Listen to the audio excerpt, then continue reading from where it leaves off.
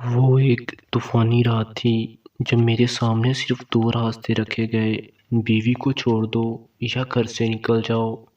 میں نے اپنے فالج زدہ باپ کی طرف دیکھا، جن کی آنکھیں بے بسی کے آنسوؤں سے تر تھیں، مگر اپنے بیٹے کے حوصلے پر فخر تھا۔ ان کے ٹمٹماتے چہرے اور آنکھوں کی چمک مجھے بتا رہی تھی کہ مرد بن کے جیو، اور مرد اپنی شریک حیات کو اکیلا نہیں چھوڑتا۔ میری بیوی ایک کونے میں سہمی ہوئی کھڑی میری طرف جلتی نظروں سے دیکھ رہی تھی۔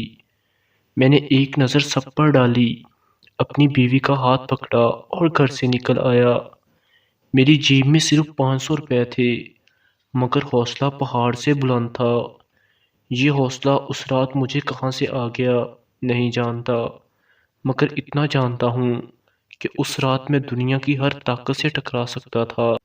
جیا مجھے ایک حادثے میں ملی۔ شادی کی پہلی رات پہلی بار اسے دیکھا۔ شادی کیا تھی؟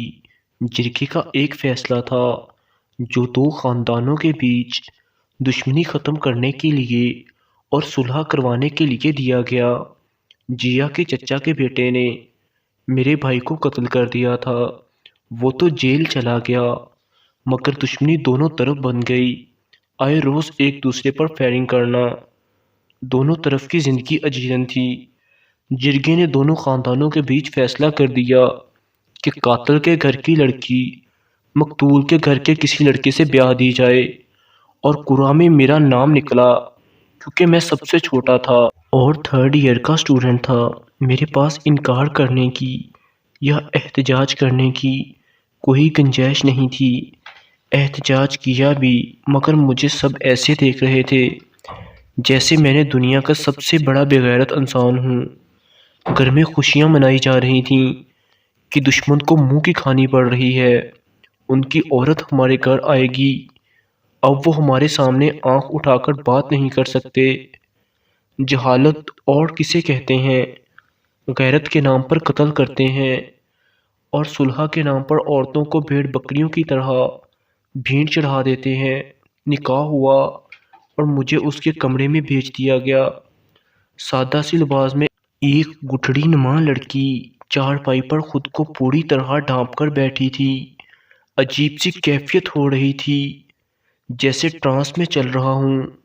نکاح کیسے ہوا؟ مولوی نے کیا کہا؟ میں نے کیا جواب دیا؟ کچھ بھی تو یاد نہیں۔ بجھا بجھا سا تھا، کوئی خوشی، کوئی امنگ، کوئی جذبہ، کچھ بھی موجود نہیں تھا۔ اب بیڈ پر بیٹھی اس گٹھڑی کو دیکھ کر مزید وحشت ہو رہی تھی۔ یہ کیا میرے سر تھوپ دیا گیا ہے؟ میں ایک تجسس لیے اس کے بیڈ پر ایک کونے پر بیٹھ گیا۔ میں نے گلا کھنگال کر پوچھا، کیا نام ہے تمہارا؟ اچانک اس نے چادر ہٹا کر میری طرف دیکھا۔ اس نے دونوں ہاتھ جوڑے ہوئے تھے، چہرہ آنسوؤں سے پورا تر تھا۔ گھبرائے ہوئے لہجے میں بول رہی تھی، مجھے مت مارو، میں نے کچھ نہیں کیا۔ بمشکل 16-17 سال کی ایک چھوئی موئی سی لال سرخ انار کی طرح معصوم سی لڑکی میرے سامنے بیٹھی رو رہی تھی۔ پتہ نہیں کتنا روئی ہوگی، آواز بھی اس کا ساتھ نہیں دے رہی تھی۔ میرے دل پر ایک تیر سا لگا، دکھ اور درد کی ایک پوری زہر میرے بدن میں پھیل گئی۔ میں جو کبھی فخر کرتا تھا اپنے خاندان کی جاہ و فرحت پر، لیکن اب خود سے گھن آنے لگی تھی۔ میرے سامنے کوئی بھیڑ یا بکری نہیں، بلکہ ایک جیتا جاگتا انسان تھا۔ اس کی بھی کوئی خواہشات ہوں گی، زندگی سے اس نے بھی کچھ مانگا ہوگا۔ وہ پوری طرح کانپ رہی تھی، خوف وحشت سے اس کے ہونٹ بالکل سفید ہو رہے تھے۔ میں اٹھا اور پانی کا گلاس جو کہ ٹیبل پر پڑا تھا لا کر دیا۔ وہ ایک ہی سانس میں چڑھا گئی۔ تم ایسا کیوں سمجھ رہی ہو کہ میں تمہیں ماروں گا؟ کیا میں تمہیں ایسا لگتا ہوں؟ اس نے سر کو دائیں بائیں ہلایا، مگر کچھ بولی نہیں۔ ڈری سہمی ہرنی کی طرح مجھے دیکھ رہی تھی۔ وہ جو رحم اور ہمدردی کے جذبات تھے اچانک پیار میں بدل گئے۔ اس معصوم سی لڑکی پر بہت زیادہ پیار آیا۔ میں نے اسے کمبل اڑا دیا اور سلا دیا، مگر وہ چپ چاپ لیٹی رہی، سو نہیں رہی تھی۔ مجھے سمجھ نہیں آ رہی تھی کیسے اس کا ڈر ختم کروں۔ وہ رات گزر گئی۔ صبح میں جلدی اٹھ کر باہر چلا گیا، مگر مجھے معلوم تھا اس پر سارا دن کیا گزرے گی۔ میں پہلی بار سارا دن بے چین رہا، کسی چیز میں دل نہیں لگ رہا تھا۔ رہ رہ کر اس معصوم لڑکی کا خیال آتا کہ پتہ نہیں اس پر دن بھر کیا بیت رہی ہوگی۔ بس رات کا انتظار تھا۔ سارا دن مٹر گشت کر کے رات کو گھر آیا تو اسے کچن میں برتن مانجتے ہوئے پایا۔ میں خاموشی سے اپنے کمرے میں چلا گیا۔ رات وہ آئی، دل محوس کر رہ گیا۔ ایک دن میں مرجھا چکی تھی۔ اس رات اس سے بہت باتیں کیں، بہت معصوم تھی، بہت تسلیاں دی، بہت سمجھایا۔ دن بھر کا حال پوچھا تو وہ رو پڑی۔ مجھ پر حیرت کا پہاڑ ٹوٹ پڑا جب اس نے کہا مجھے الگ کھانا دیا گیا، ساتھ بھی نہیں بٹھایا گیا۔ میں نے اس کے دوسرے دن ہی امی سے بات کی تو مجھے سب ایسے دیکھنے لگے جیسے میں کوئی دوسری مخلوق ہوں۔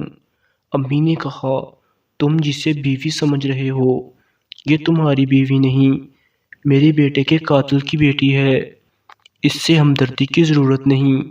کہا تمہارا خون سفید ہو گیا ہے، خبردار آئندہ اگر اس کی حمایت کی۔ دن گزرتے گئے۔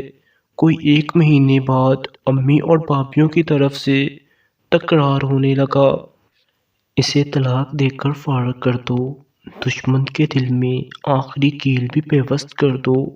مگر میں نے انکار کر دیا اور پھر وہ رات بھی آ گئی جب سارا خاندان ایک طرف کھڑا مجھے اسے طلاق دینے یا گھر چھوڑنے کا کہہ رہا تھا۔ میں نے گھر چھوڑ دیا۔ اتنی ہمت مجھ میں کہاں سے آئی یہ صرف میرا اللہ جانتا ہے۔ مگر جیسے ہی میں نے دہلیز پار کی بارش تھم گئی، آسمان پر ستارے نظر آنے لگے اور میں قدرت کا اشارہ سمجھ گیا، میں ہوں نا تمہارے ساتھ، ڈر کس بات کا ہے۔ وہ چھوٹی موٹی سی لڑکی میرے ساتھ قدم سے قدم ملائے اندھیری رات میں پھول چل رہی تھی جیسے کچھ ہوا ہی نہ ہو۔ میرا دماغ پھٹ رہا تھا اور اسے دیکھا تو وہ جگنو پکڑ کر دوپٹے میں قید کر رہی تھی۔ مجھے بے اختیار ہنسی آ گئی، ساری تکلیف اور آنے والے اندیشے بھول گیا۔ میں نے کہا پاگل تمہیں پتہ ہے ہم کہاں جا رہے ہیں؟ وہ بولی مجھے کیا کرنا ہے معلوم کر کے، آپ ہونا میرے ساتھ، مجھے ڈر نہیں لگتا۔ اور آج اس بات کو 7 سال ہو گئے ہیں۔ زندگی نہایت خوشگوار گزر رہی ہے۔ اللہ سب کی بہن بیٹیوں کو نصیب اچھے کرے۔